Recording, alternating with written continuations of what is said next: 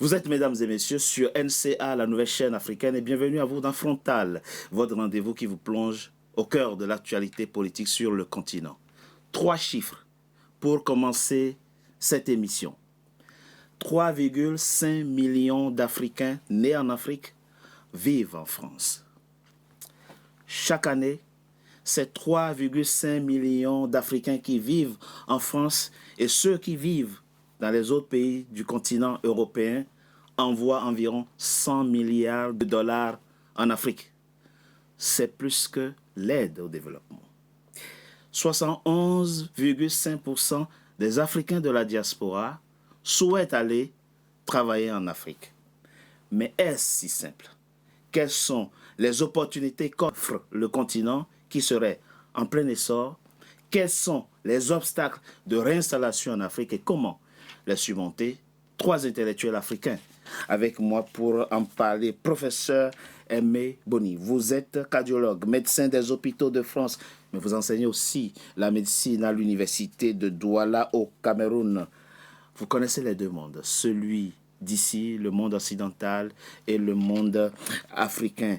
Est-ce aisé pour un Africain qui a passé des années, voire des décennies en France, de retourner travailler en Afrique, ou précisément dans votre pays, le Cameroun? On en parle au cours de cette émission. Merci. C'est moi qui vous remercie. Merci, professeur, d'avoir accepté notre invitation. César Beng, vous connaissez aussi les deux mondes. Vous êtes juriste international, consultant, essayiste. Vous portez vous aussi le continent africain dans votre cœur. Partout où vous allez, vous portez tellement l'Afrique dans votre cœur que vous y avez consacré un livre, Plaidoyer pour une Afrique qui gagne. Mais dans quelle mesure l'Afrique gagne? Et est-ce facile pour les Africains de la diaspora de retourner y travailler pour y vivre? On en parle au cours de cette émission. Merci César Beng. En tout cas, je vous remercie. C'est une problématique qui est tout à fait intéressante. Merci à vous. Brice Nzamba, de votre Congo natal, au prétoire français, le chemin fut long.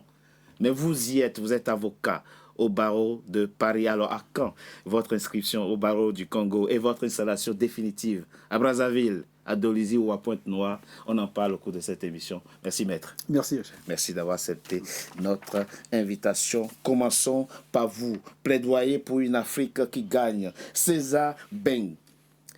3,5 millions d'Africains nés en Afrique vivent en France. C'est plus de 48% de toute la diaspora étrangère ici en France. Qu'est-ce que ça vous inspire, ce chiffre? Surtout ces 71% d'Africains qui voudraient retourner travailler en Afrique. Je vous remercie parce que cette thématique est très très intéressante. Ce que je vois dans cette question fondamentale, c'est déjà le gâchis pour le continent. Parce que les enfants du continent apportent leur savoir-faire à l'étranger. Donc la difficulté du retour existe. Le problème du retour de la diaspora des Africains en Afrique, c'est toujours perçu comme un rêve. Mais c'est un processus complexe. C'est un processus complexe et voire brutal. Parce qu'effectivement, que ce soit en termes des individus, nous qui sommes ici, oui, et les sociétés d'accueil. Donc effectivement, il y a beaucoup d'espoir et il y a beaucoup de choses à faire, mais il y a beaucoup de difficultés également.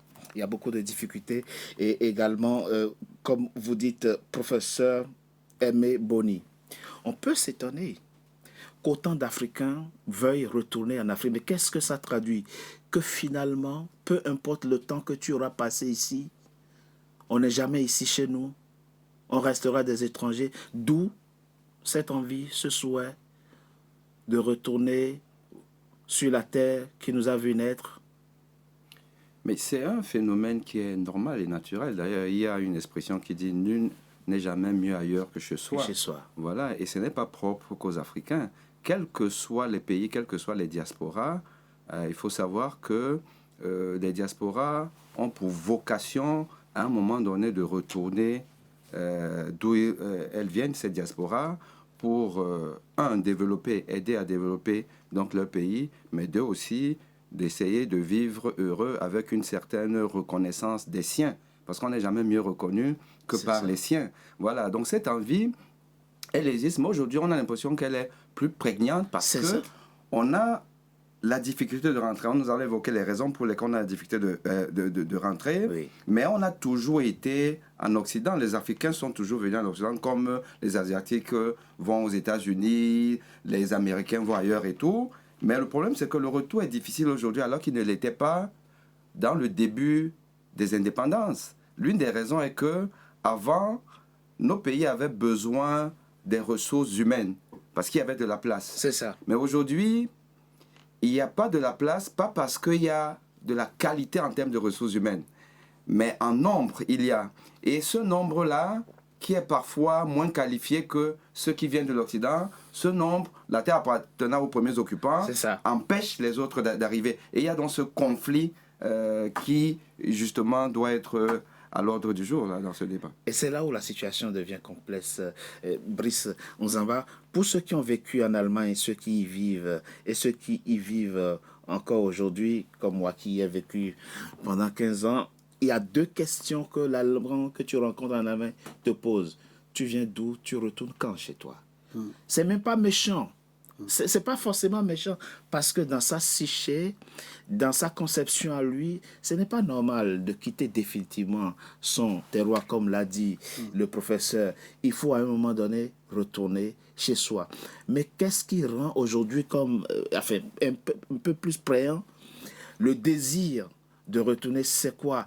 Le fait de se sentir finalement étranger ici, avec la montée des nationalismes, où le discours politique aussi stigmatise l'étranger. Comment expliquer que ce sont 11% des gens qui sont établis ici veulent retourner en Afrique? Alors, moi, je dirais que c'est un mélange de tout ça. C'est un mélange de tout. C'est un mélange de tout ça, parce que il faut savoir que, en général, quand on quitte son pays pour un pays étranger, on y va parce qu'on espère y trouver un avenir meilleur. En général, c'est pour travailler. Voilà. Et donc, quand on arrive, quand on travaille, qu'on a une situation, ensuite, il y a l'environnement dans lequel on vit. Donc, on est dans un pays étranger. Et quand vous avez, par exemple, la montée un peu des discours un peu nationalistes qui stigmatisent un peu les étrangers, ce qui fait que même les Africains qui étaient complètement intégrés en France et qui se sentaient en sécurité dans la société française, eh ben, ça incite à des questionnements. Voilà. Parce qu'on s'est dit qu'il se peut qu'un jour, mon statut ici en France peut être remis en cause. Vous voyez? Donc ça, c'est un aspect qui peut amener à réfléchir sur une possibilité de retour. Ça, c'est un premier point. Alors, le deuxième point, ça peut aussi s'inscrire dans le cadre d'un projet de vie. On peut aussi se dire qu'on n'a pas forcément envie de vieillir en France. Voilà, ou de passer sa retraite en France, parce qu'on sait qu'en France, il y a beaucoup de charges. Hein. Il y a des charges importantes et on espère souvent passer sa retraite dans son pays d'origine. Parce que entre-temps, on aurait construit une maison là-bas et puis on aurait peut-être, on souhaiterait aller finir ses jours là-bas. Mais alors, moi, je dirais qu'il ne faut pas amalgamer. Hein, parce que bon, c'est vrai qu'il y a un fort pourcentage d'Africains qui veulent rentrer, mais les raisons ne sont pas toujours les mêmes. Voilà, parce que ça dépend. Qui souhaite, voilà, en fait, qui souhaite rentrer. Voilà, tout le monde n'a pas la possibilité. Voilà. Mais parce que entre le souhait et la réalisation, il y a un hiatus. C'est ça. Vous voyez, parce que je ne pense pas qu'on peut trouver un Africain qui vient d'Afrique, qui est ici en Occident, et à qui on va demander s'il souhaite rentrer un jour ou pas. La majorité vont vous dire qu'il veut rentrer. Oui. Mais entre le souhait et la réalisation de l'acte, je dirais, il y a un hiatus, il y a tout un creuset. Pourquoi? Parce qu'il y a des difficultés auxquelles il faut faire face. Quand on arrive en Occident, on s'habitue à un modèle de vie occidental. C'est-à-dire qu'on sait que si on a des problèmes de santé, on a accès aux soins. Et d'ailleurs, il y a la sécurité sociale qui couvre les soins. Et on sait que si jamais il y a une atteinte à sa personne ou à ses biens, on sait qu'on peut avoir accès à la justice. Et vous avez une justice qui s'occupe de votre cas indifféremment de votre origine. Donc, vous avez l'accès aux soins, vous avez l'accès à la justice, vous avez l'accès à la sécurité puisque la police intervient pour assurer votre sécurité. Vous avez tout, en fait, tous ces services publics-là, vous les avez à disposition en Occident. Vous voyez? Bon, maintenant, vous pouvez avoir le souhait de rentrer, mais quand vous réfléchissez davantage, vous vous dites, mais quand je vais rentrer dans mon pays d'origine, est-ce que j'aurai accès à tous ces services? Vous voyez? Donc là, il y a une difficulté matérielle qui apparaît. Et donc, qui peut expliquer que finalement, entre le désir de rentrer et la réalisation de ces désirs, il y a beaucoup qui ont du mal à concrétiser. Vous voyez? Parce qu'on a des exemples des compatriotes ou des Africains qui sont rentrés et qui avaient un projet d'entreprise. parce qu'ils ont voulu aller entreprendre dans leur pays d'origine, Oui. parce que ici, ils se sont dit, bon, c'est la valeur ajoutée qu'ils peuvent apporter, c'est dans leur pays, mais quand ils arrivent dans le pays d'origine pour investir, mais vous avez le cadre juridique Absolument. qui n'est pas présent. On C'est-à-dire reviendra en que, détail, voilà, effectivement, voilà, c'est sur ça. les difficultés du, Voilà, parce du, que- du pays de Parce retour. parce que quand vous avez fait des présentations, M. Togbé, en parlant, par exemple, moi qui suis avocat au barreau de Paris, Oui. je suis congolais de nationalité, mais je ne peux pas exercer à la fois au barreau de Brazzaville Non. et au barreau de Il Paris. faudra choisir. Voilà, parce qu'il faut que je choisisse un barreau. Oui. Vous voyez? Donc, pourquoi? Parce qu'il y a aussi une peur des locaux, de la concurrence. Vous voyez? Donc, les gens aussi qui sont sur place, ils ont peur de ceux qui peuvent arriver C'est ça. de l'Occident pour la concurrence. Vous voyez? Donc, il y a tous ces aspects qui ne rendent pas facile le retour en Afrique. Ce n'est pas simple, mais dans cette première partie de l'émission, on va rester sur les raisons qui peuvent pousser à partir, indépendamment des obstacles sur place. Comment vous voyez ça? Parce que, comme l'a dit Maître Nzamba, c'est une véritable cassure que de décider de prendre la décision de partir. Souhaiter partir, c'est autre chose. Quand tu t'es établi ici pendant des années, que tu as même fait des enfants qui sont scolarisés ici, personne n'a envie de déscolariser ses enfants ici pour aller les scolariser en Afrique. Mais partir, c'est aussi se séparer de ses enfants. Comment on vit ça? Finalement, ça donne raison à l'expression partir, c'est mourir un peu. Je crois que je vais rebondir sur l'idée qui me paraît tout à fait essentielle, c'est-à-dire c'est l'idée de sécurité. Oui. Dans tout ce qu'on vient d'entendre, c'est vraiment l'idée de sécurité. Si les gens ne partent pas, parce qu'ils ont un niveau de vie, ils ont des sécurités en Europe, par exemple. On vient de l'entendre, par exemple. Bon. Alors, le problème du retour... Oui. Pour ceux qui veulent partir, je veux dire. Ceux qui veulent partir, selon vous, qu'est-ce qui les pousse à vouloir partir en Afrique? Bon, il y a déjà un élément fondamental, c'est que par rapport à toutes les diasporas du monde, la diaspora africaine a une particularité. Ah ouais? C'est-à-dire, elle a une relation filiale avec le continent. Africain. Oui. Oui. C'est-à-dire que ce n'est pas le cas de toutes les diasporas du monde. D'accord. Il y a des diasporas qui vont et qui ne veulent qui oublient le pays oublient d'origine. carrément le pays d'origine. Donc la particularité de la diaspora africaine, c'est cela. Alors, moi, je crois que c'est quelque chose de fondamentalement positif. Ah oui, c'est vrai. Mais pour ça, pour rejoindre ce que mon collègue disait tout à l'heure, c'est aux dirigeants africains de prendre le taureau par les cornes pour le retour. On va en venir peut-être tout à l'heure sur les détails de mesures à prendre. Mais je pense que le politique doit vraiment se pencher sur l'accueil de ces fils de la diaspora. C'est un point très important qu'il évoque la professeure Aimé Boni. C'est vrai que quand on va passer des vacances en Afrique, le soir du départ, on est très malheureux, je ne sais pas. La plupart des Africains sont malheureux quand ils doivent retourner. Quand c'est fini les vacances, ils doivent retourner. Ça traduit quoi? Ce que dit M. Banks, cet attachement, cette affinité que nous avons à l'Afrique, au point même de vouloir venir avec la nourriture du continent à chaque fois qu'on va en vacances. Vous savez, moi, j'ai un rapport particulier à tout ce qu'on considère comme un plus pour l'Afrique, pour les Africains, la diaspora africaine, D'accord. qui est assez attaché à son pays d'origine, contrairement aux autres diasporas, comme il a si bien dit. Mais moi, j'ai une explication un peu différente à ce phénomène, et qui se résume en la pauvreté, le sous-développement, la malgouvernance. Pourquoi? Parce que, en réalité, l'Africain qui part, il part essentiellement pour des raisons économiques, pour des raisons de survie. Parce que chez lui, il n'a rien. Il doit partir.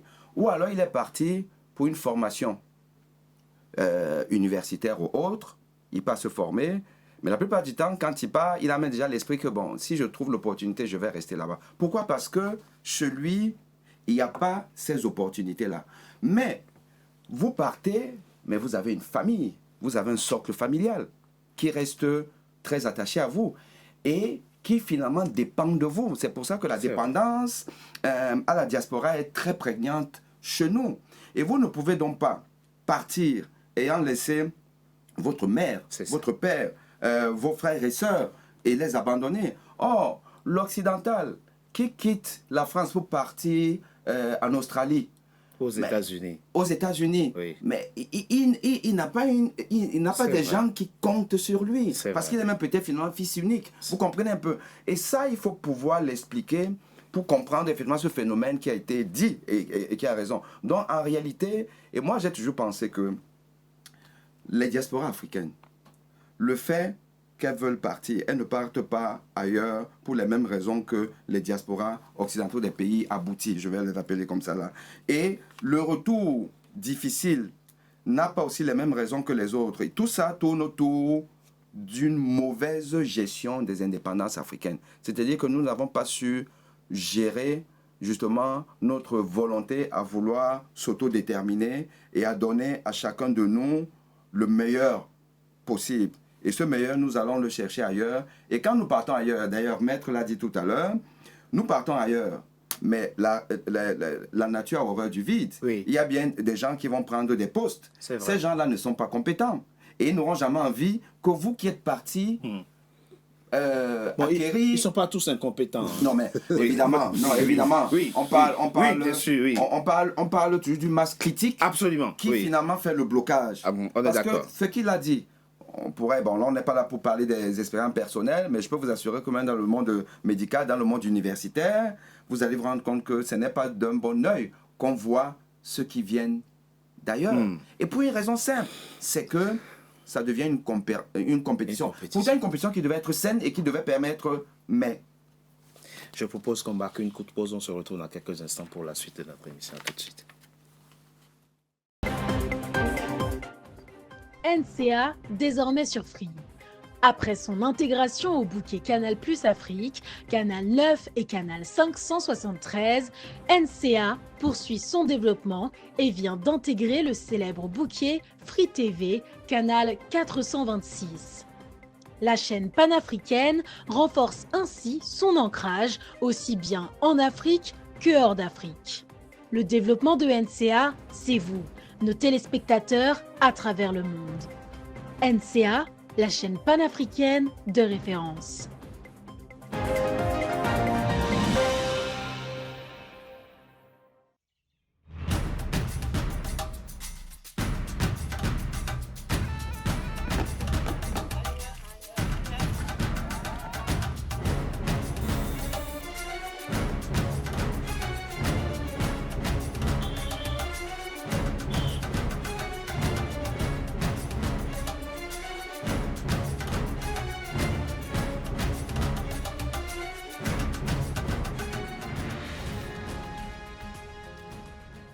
NCA, la nouvelle chaîne africaine. NCA, the New African Channel. Deuxième partie de Frontal, votre rendez-vous politique dont le numéro de ce jour est consacré à la diaspora africaine en France, dont 71% souhaitent retourner travailler en Afrique, mais souhaiter partir en Afrique, retourner en Afrique et pouvoir le faire concrètement, il y a un hiatus, il y a un pas à franchir. Certains réussissent quand même à franchir le pas. C'est le cas du Béninois Arnaud Ndjo, il est expert des industries culturelles et créatrices. Quelle expérience a-t-il faite? On l'écoute très rapidement, on en parle après. Les opportunités en Afrique pour un Africain issu de la diaspora sont réelles. En effet, le continent suscite de l'intérêt, attire des investissements, est en plein développement. Et pour toute personne issue de la diaspora qui souhaite retourner dans son pays d'origine pour y créer une activité ou voire trouver un emploi, il y a des possibilités.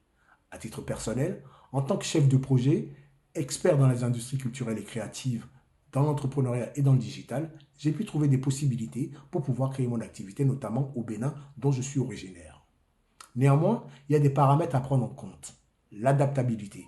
En effet, retourner au pays pour s'y installer n'est pas la même chose que d'aller passer quelques jours en vacances. Ce n'est pas les mêmes conditions, ce n'est pas les mêmes attentes, ce n'est pas les mêmes problématiques auxquelles vous serez confrontés. Donc il faut prendre ce temps d'adaptation pour pouvoir comprendre la façon de faire, la façon de dire ou la façon de vivre tout simplement au niveau local. Outre ce fait, préparez-vous aussi au niveau budgétaire. Car en effet, on a tendance à croire qu'il est facile d'aller vivre en Afrique, mais si vous voulez au minimum avoir les mêmes niveaux de vie auxquels vous êtes confrontés au minima en Occident, ça a un coût sur le continent africain auquel il faut se préparer. Outre ce fait, bien entendu, vous avez des opportunités et vous pouvez vous faire accompagner dans votre installation ou dans la recherche de possibilités de création d'activités, soit par des personnes qui sont déjà là-bas, soit par des personnes qui sont parties et qui sont revenues et qui peuvent vous conseiller pour vous éviter de faire des erreurs, soit tout simplement aussi par les institutions de vos pays d'origine, de provenance du moins, qui peuvent vous conseiller, comme les ambassades par exemple, qui peuvent vous aider, vous accueillir, pourquoi pas vous orienter même vers des opportunités de création d'activités ou d'emploi. Bien entendu, au niveau local, vous avez des agences, vous avez des institutions qui sont là pour vous accueillir, parce que l'intérêt, bien entendu, c'est aussi que la diaspora puisse retourner en Afrique pour y construire son avenir et participer au développement de son continent qui, justement, est en plein essor. Président Zamba, le professeur Mboni l'a dit dans la première partie de notre émission, il a évoqué la question de la compétition qui naît entre ceux qui retournent en Afrique et ceux qui y sont, les locaux. Et Arnaud Oundjo, ce béninois que nous avons entendu qui est à cheval entre les deux mondes, parle d'adaptabilité. Au fond, tu quittes l'Europe, tu quittes la France en tant qu'étranger parce que tu te sens étranger et tu redeviens étranger chez toi, dans ton propre pays. Oui, mais parce que quand on quitte son pays pendant longtemps, on assimile forcément la culture du pays de l'accueil, là où on a été. Pour nous qui sommes en France, donc on assimile la culture française d'une certaine façon. Oui. Et donc, on ne raisonne plus de la même manière, on ne perçoit plus forcément le monde de la même manière, on n'a pas les mêmes attentes sur la vie, voilà, et on n'a pas le même rapport au temps aussi. Vous voyez, donc, ce qui fait que quand vous rentrez en Afrique, il y a un choc culturel. Vous avez beau être originaire du pays, mais quand vous arrivez avec cette vision qui est différente, à l'époque, on les appelait les évolués. Mais bon, moi, je n'entrerai pas dans ce genre de qualificatifs. Je dirais que c'est une vision différente. Avec le prisme européen, vous êtes forcément dans un nouveau monde pour vous. Oui. Parce que ce n'est plus le même monde que vous avez connu avant de quitter le pays. Donc, votre rapport au temps ne va plus être le même. C'est-à-dire que vous pouvez aller dans des agences pour vous accompagner, mais ils ont un rythme de travail qui n'est pas inscrit dans votre rythme de travail et dans votre rapport au temps. Vous voyez? Donc, je pense que M. Arnaud Oundjo a raison. Il faut vraiment prendre le temps de s'adapter. Parce que la question qui va se poser, est-ce que c'est vous qui devez encore prendre le temps de revenir habiter les réalités du pays, ou vous devez travailler pour amener les gens à sortir des réalités qui sont les leurs? Est-ce que c'est simple, donc, ça, cette équation? Absolument pas. C'est-à-dire que vous entrez dans un choc culturel. Donc, vous devez faire un travail d'adaptation. Il y a ça.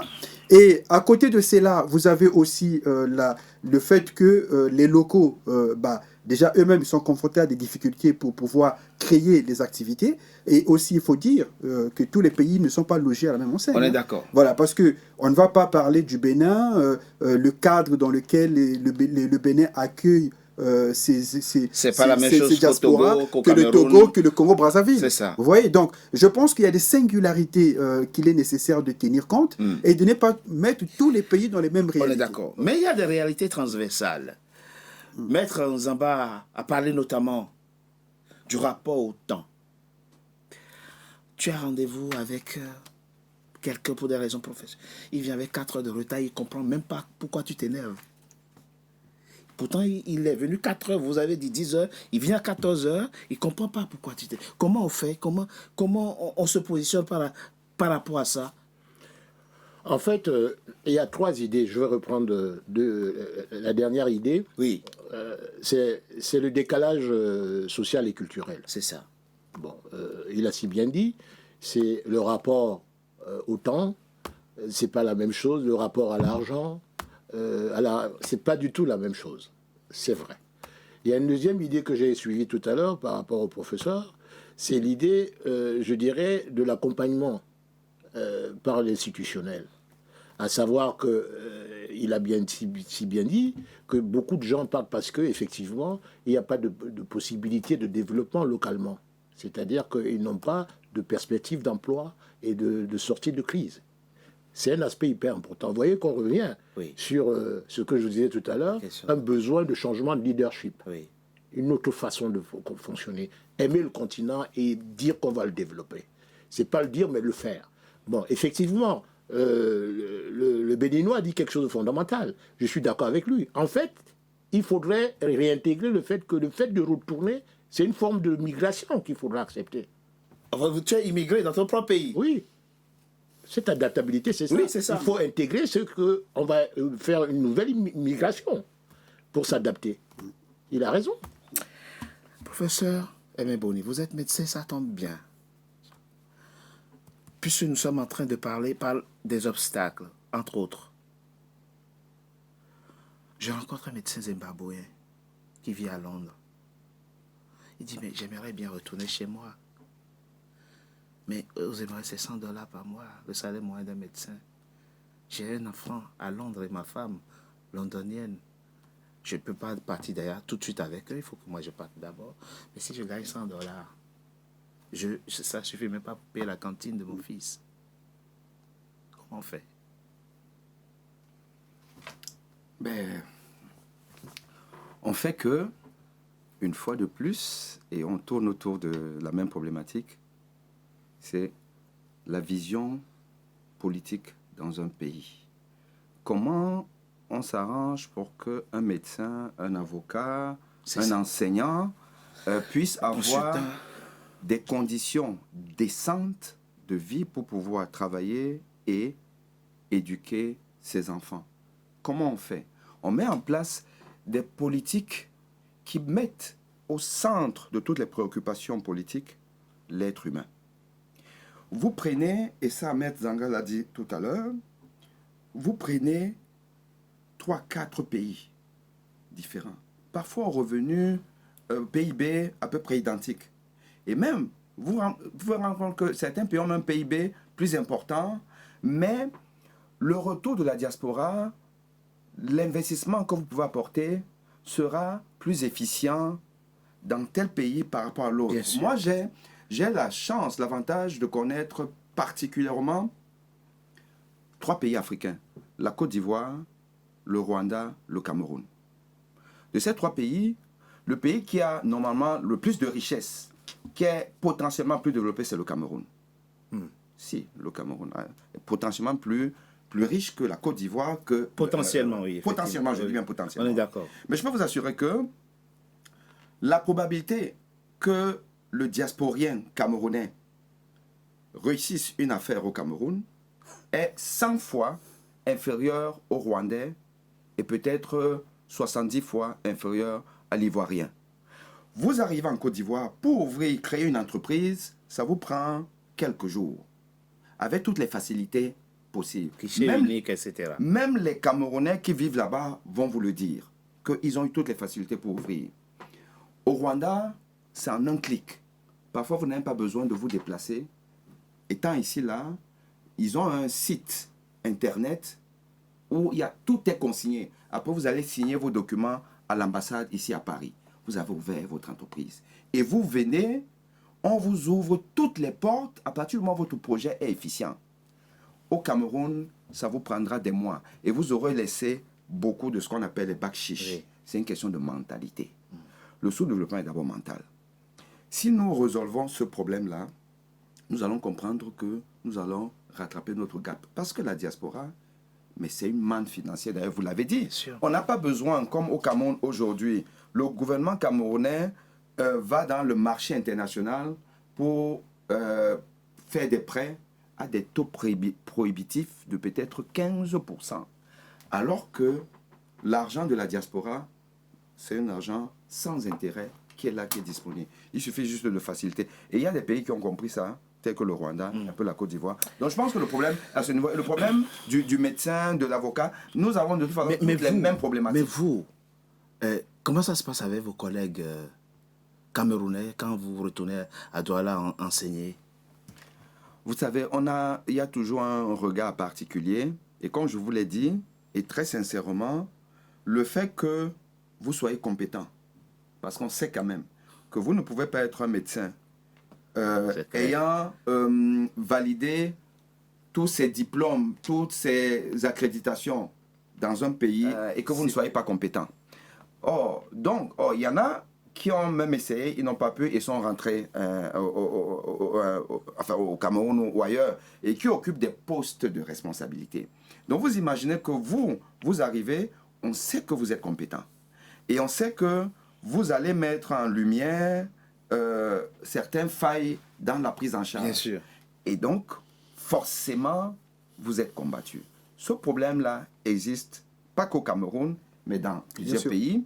Et c'est pour ça que vous allez voir que certaines personnes, et j'en fais partie, n'ont pas la vie facile quand on y arrive. Alors que ça devrait être le contraire. Mais là aussi, je dis, c'est un problème de volonté gouvernementale. Parce que si vous avez un État où les politiques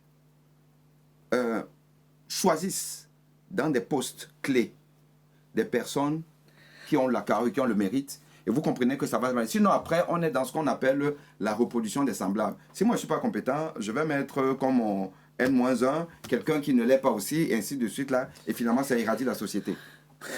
Nous avons dit, le continent est en plein essor. Le professeur Boni vient de le dire, c'est une question de volonté politique.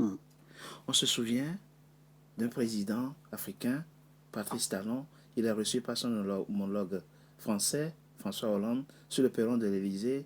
Il dit, mon pays a un désert de compétences. Ce qui ne veut pas dire qu'il n'y a pas de Béninois compétents. Sauf qu'ils sont à l'étranger pour la plupart. Et comme il parle de volonté politique, lui dit que tu sois Béninois, d'où que tu sois, tu viens au Bénin travailler, tu prends le poste. C'est ce qu'il fait en ce moment. Il ne fait plus de différence entre... Ben, il dit, j'ai besoin des compétences. Ça veut dire que les opportunités existent en fait. Oui, alors moi je pense qu'il y a aussi une volonté de la diaspora. En fait, les diasporiens qui veulent rentrer doivent aussi faire un sacrifice qui consiste à s'adapter à la situation économique du pays où ils vont répartir. Voilà, parce qu'on ne peut pas, si on veut rentrer, prétendre au même salaire, par exemple au Congo ou au Bénin, qu'on avait en France. Le loyer n'est pas la même chose. Voilà, c'est ça. On est d'accord. Le coût de vie n'est voilà, pas... c'est-à-dire qu'il faut avoir cette vision concrètement à l'esprit. Et savoir qu'on va forcément perdre certains avantages qu'on avait en France ou en Occident, mais on va gagner d'autres avantages localement. Vous voyez, par exemple, la reconnaissance et puis aussi le sentiment d'aider son pays. Voilà, ça c'est un sentiment qu'on ne peut pas évaluer financièrement. Oui. Vous voyez, c'est lui qui parle de l'éducation à la citoyenneté, au patriotisme dans son livre. Voilà. Il faut faire les sacrifices pour son pays. C'est-à-dire que quand on veut rentrer, il faut d'abord vouloir rentrer parce qu'on veut aider son pays. Ça, c'est la première idée qu'on doit avoir à l'esprit. À partir du moment où ce qui prime, c'est de vouloir aider son pays, en ce moment-là, on peut accepter des sacrifices. On peut accepter de perdre certains avantages qu'on avait en Occident, et puis on va acquérir d'autres avantages, comme je l'ai dit, notamment la reconnaissance, la fierté d'être au service de son pays, et puis aussi retrouver ses racines, c'est important, et d'être en harmonie avec soi-même. Donc, je pense que c'est un choix de vie qui est important, qu'on doit mûrir avant d'y aller, parce que si on ne l'a pas mûri, on ne va pas rester longtemps, parce qu'on ne pourra pas facilement s'adapter à des difficultés auxquelles on va faire face. Mais j'aimerais aussi quand même souligner que pour les gouvernants, c'est pas facile d'accepter facilement les gens de la diaspora de rentrer, parce qu'il y a aussi un aspect politique. Hein. C'est-à-dire que les régimes qui sont les plus ouverts démocratiquement n'ont pas de mal à appeler les gens de la diaspora à rentrer et à les accompagner. Mais les régimes qui sont les plus fermés politiquement considèrent les gens de la diaspora comme des potentielles menaces à la survie de leur régime. Vous voyez, parce qu'il faut savoir que quand il y a eu des mouvements démocratiques en Afrique, les années 90, ceux qui ont été les fers de lance, en général, c'est des gens qui venaient de l'étranger. C'est vrai, on est d'accord. Vous voyez, donc, parce que ceux qui sont à l'étranger, comme ils ont expérimenté la liberté, quand ils entrent, ils sont épris de ces idéaux-là. Vous voyez. Et donc, c'est des gens, s'ils arrivent dans une société qui est fermée, c'est des gens qui peuvent être des ferments, des déstabilisations pour ces régimes. C'est pour ça qu'en Afrique, je disais que c'est des cas qui sont des cas singuliers, ce n'est pas les mêmes cas.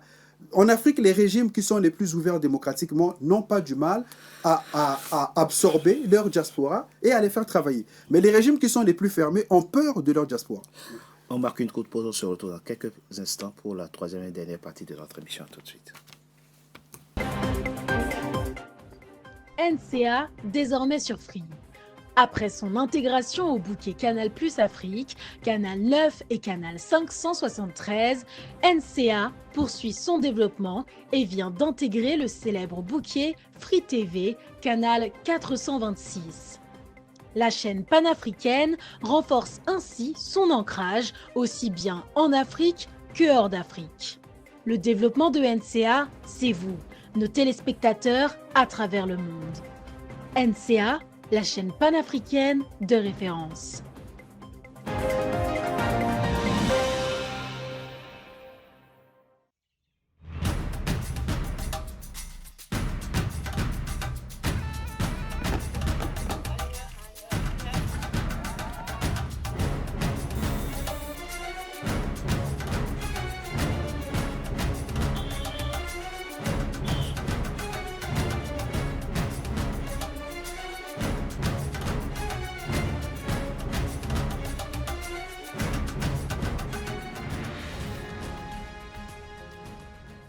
NCA, la nouvelle chaîne africaine.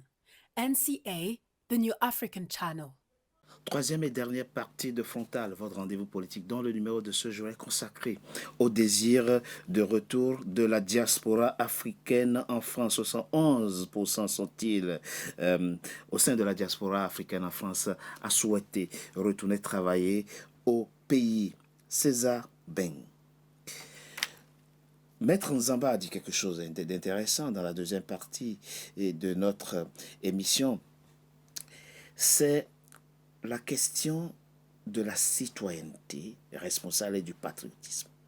Décider d'aller travailler dans son pays d'origine traduit une part de patriotisme et d'amour qu'on a pour son pays.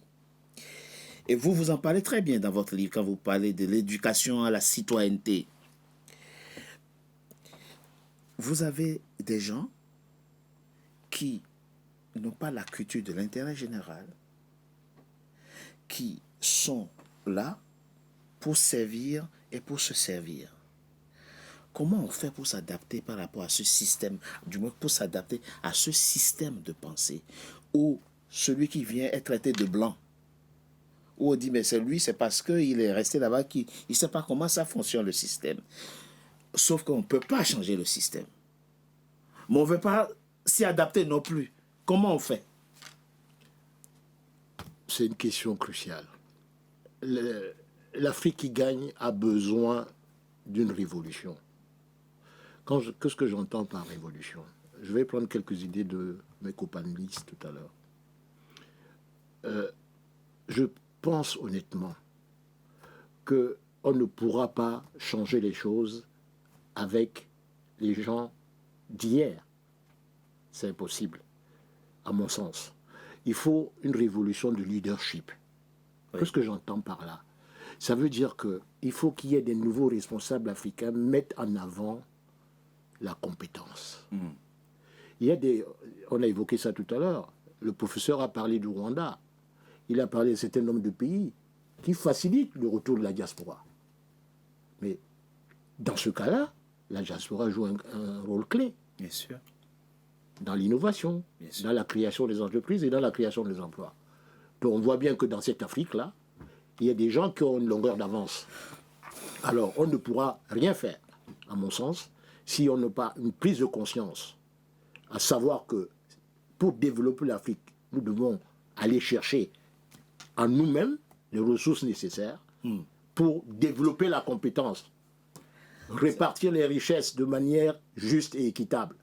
On parlait de la bonne gouvernance. Tout est dans le livre. C'est un atout. Nommer celui qui a la compétence. Absolument. Et qui a le sens de l'intérêt général. Absolument. Donc vous voyez bien, on revient toujours aux problématiques essentielles. Essentielles en cas de faute. Tout à fait. La politique de la culture du résultat. Professeur, vous êtes médecin. Et vous savez que le Cameroun, comme les autres pays du continent, a besoin de médecins. Le président Sarkozy disait il y a quelques années, il y a plus de médecins béninois en France qu'il y en a au Bénin. Vous qui êtes médecin, professeur, qu'est-ce qu'il faut pour que vous décidiez d'aller vous installer définitivement à Douala ou à Yaoundé et soigner les malades camerounais. Est-ce que on peut envisager qu'on vous maintienne, que l'État camerounais vous paye sur une durée donnée, peut-être sur 5 ans, vous maintienne pour 5 ans le salaire que vous avez ici en France pour que vous puissiez partir? Qu'est-ce qu'il faut? Parce que l'avantage qu'il y a avec vous, c'est que vous êtes à la fois praticien et formateur. Donc, le Cameroun n'a plus besoin de dépenser de l'argent pour former des étudiants camerounais à l'étranger. Il y a un formateur qui est là et qui vient renforcer les enseignants, le corps enseignant des facultés de sciences de la santé. Que faut-il pour que le médecin, professeur Aimé Boni, décide enfin d'aller s'installer, de se consacrer à son pays, le Cameroun? Alors, monsieur Richard, je vais vous dire que monsieur César Beng. Monsieur César Beng a dit quelque chose de fondamental tout à l'heure, que c'est un problème de leadership. Oui. Il faut absolument une autre forme de leadership, de leader en Afrique. C'est ça, le poisson pourrit par la tête. Si on résout ce problème-là, je vais vous assurer que tout coulera de source. Parce qu'en fait, en réalité, le Camerounais, le Béninois, le Rwandais, l'Ivoirien ne sont pas différents du Français, du truc là. C'est une question d'institution forte. Parce qu'en réalité, fondamentalement, l'être humain est un peu malin. Quand il peut piocher, il pioche. Quand on lui donne la possibilité de piocher, parce que c'est l'impunité zéro, il va se comporter comme ça. Vous pensez que Jacques Chirac, Mitterrand, Sarkozy, aujourd'hui Macron, vous pensez que s'ils étaient en Afrique, ils ne s'éterniseraient pas au pouvoir? Ils s'éterniseraient. Ils aiment le pouvoir parce que l'être humain, il est comme ça. Oui. C'est une histoire d'institution forte, de mentalité. Vous parlez du Cameroun, et là où je n'ai pas été tout à fait comme on est globalement d'accord avec Maître, c'est qu'il a mis en avant, pour moi c'est marginal, le fait que le diasporan qui veut rentrer doit accepter faire des sacrifices. Vous connaissez un seul Africain qui vit en Europe, qui a la prétention qu'il ira dans son pays avoir le même salaire qu'ici, là, ça n'existe pas. De manière fondamentale, nous savons que nous ne pouvons pas avoir le même salaire, mais qui est compensé justement par les avantages qu'il a dit. Le fait d'être utile à sa nation, d'avoir la reconnaissance, parce que moi, médecin, je peux vous assurer que si je soigne un Camerounais en Afrique, la pauvre maman là, je la soigne et qu'elle guérit, je peux vous assurer que la bénédiction qu'elle me donnera, ça ne pas quantifiable. Pas en, on est d'accord, non? Voilà. Et dans tous les domaines, c'est comme ça là. Donc nous savons déjà d'emblée que la diaspora n'a pas cette prétention de gagner autant. Elle veut juste le minimum. Mais ce minimum-là, il n'existe pas. Et c'est ça le problème. Parce qu'à un moment donné, quand même, quand vous êtes rentré, moi je suis rentré au Cameroun, m'installer avant de revenir et maintenant aller juste pour des enseignements. Quand je me suis installé, je suis parti avec ma Rover de France qui n'avait jamais eu une panne ici. Elle arrive au Cameroun. Les routes abîmées du Cameroun ont fait qu'elle était plus chez le gardiste que chez moi. Vous faites comment? Mais alors, ce petit 100 € ou 200 € que vous acceptez même, ne vous permet donc pas de réparer votre voiture, de faire ceci, et vous vous retrouvez dans une précarité. Une autre mentalité, je termine un peu par ça, pour le soulèvement est d'abord mental. Au Cameroun, l'habitude dans la gestion de la santé, c'est que les hôpitaux sont dirigés par des médecins, ce qui est une aberration, parce qu'on n'a pas assez de médecins. Un directeur d'hôpital, il devenait un administratif, donc il ne fait plus... Pas forcément un médecin. Il ne pratique pas, il ne devrait pas normalement pratiquer la médecine. Mais le problème, c'est que quand on nomme un médecin, on enlève aux soins une compétence. Absolument. Et les médecins, donc, pour arrondir la fin du mois, tous cherchent à être nommés directeurs de tel ou tel hôpital. Et dans un hôpital où moi, j'ai donc été affecté en tant que cardiologue enseignant universitaire, l'hôpital du district de Bonabéry, mais je peux vous en citer beaucoup. J'arrive dans un hôpital, vous êtes cardiologue, professeur de cardiologie, mais dans un hôpital, il n'y a même pas l'électrocardiogramme, qui est l'examen de base en médecine et en cardiologie. Il n'y a même pas l'électrocardiogramme. Et quand on en a mis, bon, il marche un jour sur deux, mais il n'y a pas l'échographie cardiaque. Il n'y a pas l'échographie cardiaque. Si vous ne faites pas les échographies cardiaques à un malade cardiaque, c'est que vous n'avez rien fait. C'est mon appareil de France que j'ai amené dans cet hôpital. À titre privé? Votre appareil privé. Mon appareil privé, que j'ai amené dans un hôpital d'État, où on a affecté un enseignant universitaire, professeur, pour non seulement soigner les malades, mais aussi encadrer et former les futurs médecins. Comment est-ce qu'on fait une échographie cardiaque? Mais la seule condition était que, comme c'est un hôpital privé qui est en leasing en France, donc je vous amène là-bas, je n'ai pas besoin de gains, mais les créances de leasing, il faut quand même les payer. Ah oui. Est-ce que vous savez que même ça, ils ne payaient pas? J'ai dû à un moment donné, parce que il fallait bien payer les gens, j'ai dû récupérer cet appareil. Les malades restent sans. Et c'est un médecin qui est directeur d'un hôpital qui gère comme ça. Ce genre d'exemple, je peux vous donner à foison. C'est juste pour vous dire que, en réalité, le problème de l'Afrique, c'est la mentalité. Un directeur, donc, l'argent qu'il fait rentrer dans l'hôpital, il préfère mettre ça peut-être dans la construction de sa résidence privée, au point où les malades dont il a la vocation de soigner ne seront pas bien soignés, quand bien même il y a eu un donateur qui est venu avec. C'est un problème de mentalité. On est d'accord. Brice Nzamba, le pire, c'est que vous avez nos députés, des ministres, qui sont plus payés que des députés, des ministres occidentaux. Oui. Il y a des pays sur le continent, mais quand tu entends le salaire d'un député et d'un ministre, ils gagnent même plus que Macron. Mais il n'y a pas électrocardiogramme. Non. Mais bon, ça et des populations n'ont pas l'eau potable. Tout le monde n'a pas l'eau potable. Non, il n'y a pas d'accès à l'électricité, c'est épisodique. Bon. Mais ça, je crois qu'on en a largement parlé ici. Quand tu quittes ici pour aller là, comment on s'adapte à ce monde? Et c'est ce que j'ai dit, il faut faire ça dans une démarche personnelle, tout en acceptant les sacrifices qui vont avec. Voilà. Il n'y a pas d'autre possibilité. Parce que si on y va pour avoir le même niveau de vie, le même niveau de service qu'ici, déjà, il faut oublier. Donc, ça demande une part de sacrifice, le fait de rentrer en Afrique. Et il faut que tout le monde fasse le sacrifice. Mais je parle de ceux qui rentrent en Afrique pour véritablement être au service des populations.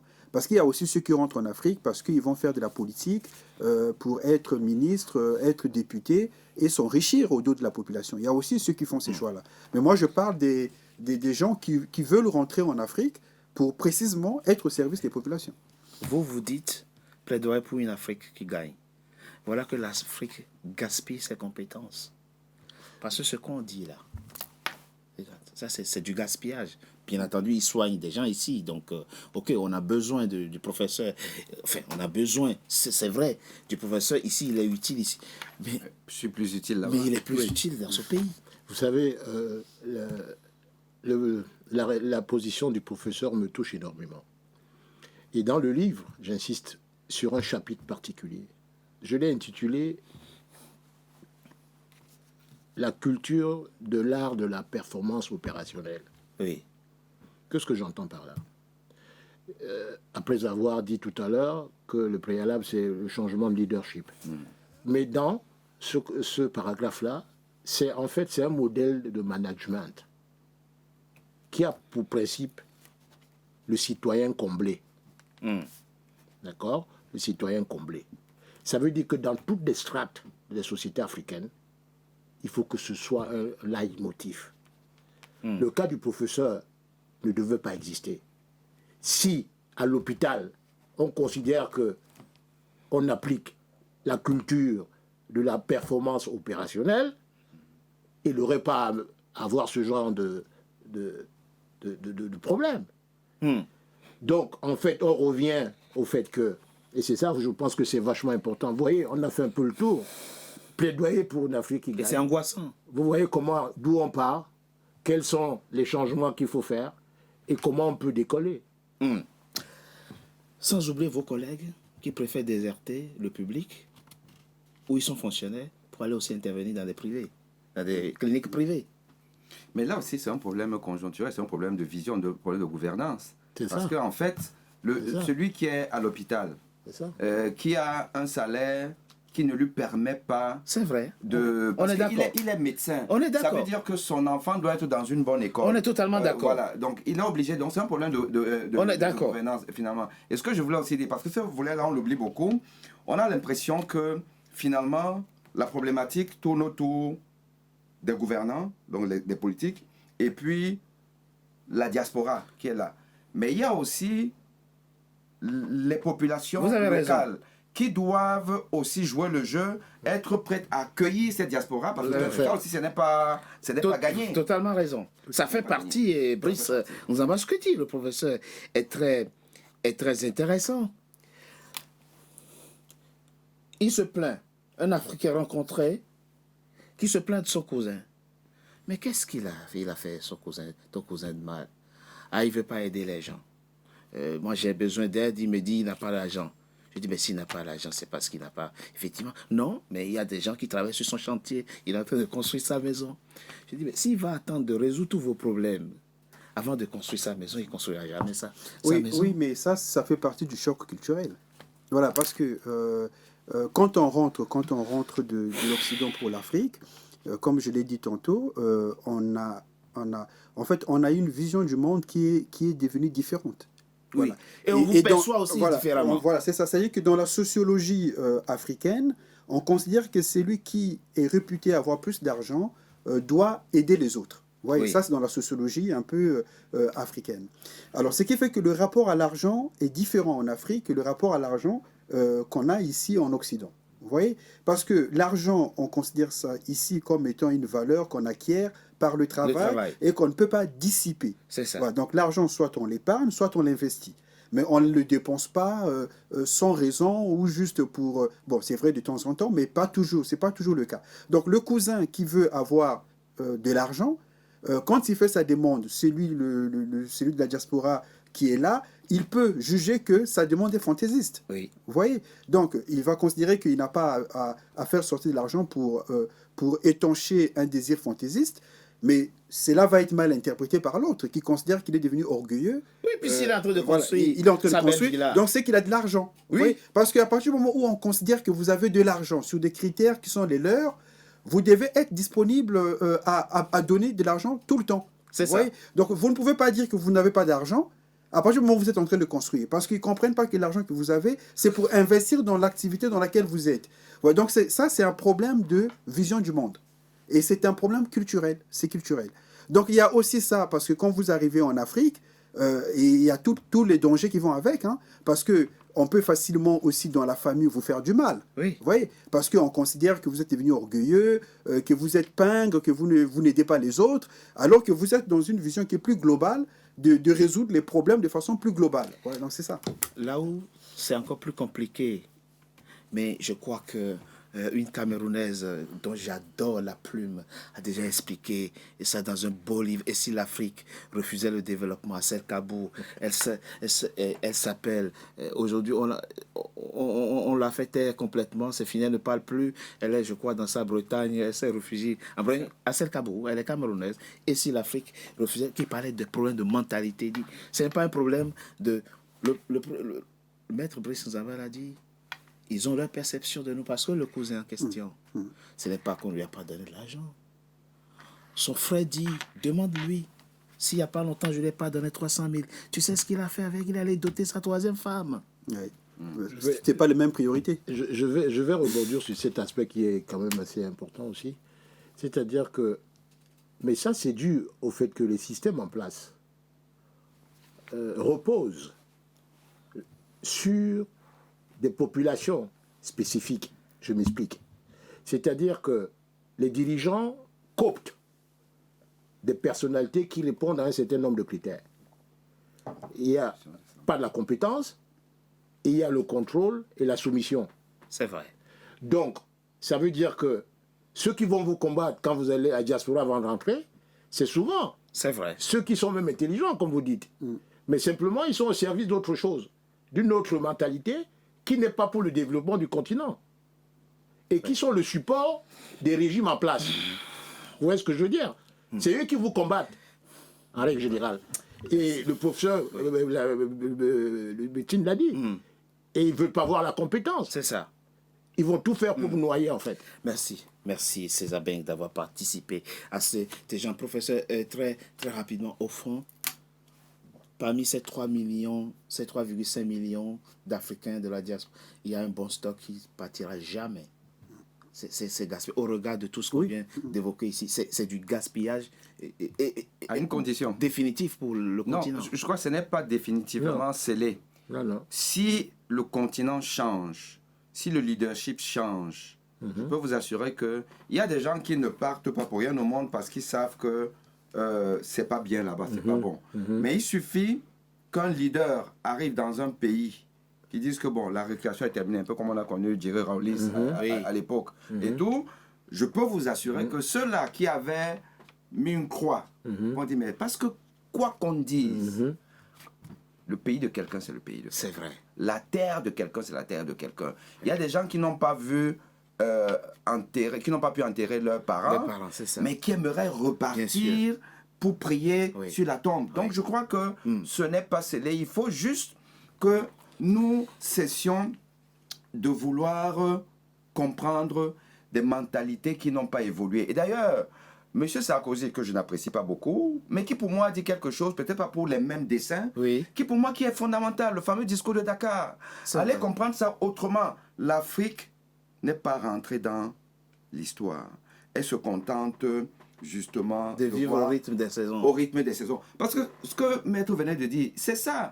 Le monsieur qui est là, qui a 3 femmes, 7 enfants, il est au bar tous les jours. Il ne compte que sur son frère qui est à la diaspora, comme si cela a l'obligation. Et ça a existé depuis la nuit des temps. Ça continue à exister. Mais il faut qu'on casse cette façon de voir les choses. Il faut qu'on casse cette façon de voir les très rapidement votre mot de la fin. Brice, c'est vrai qu'on a envie, y compris parfois, d'aller dans son village boire du vin de palme, prier sur la tombe de son père ou de son grand-père, manger bio, manger de la bonne nourriture, plutôt que de manger des trucs saturés d'ici. Et mais il va falloir y renoncer pour beaucoup d'entre nous. Oui, mais moi je dirais ce qu'on a dit ici, qu'on a répété, c'est il faut un nouveau leadership en Afrique. C'est-à-dire que les pays africains où le leadership ne permet pas d'accompagner la diaspora, ça va être compliqué.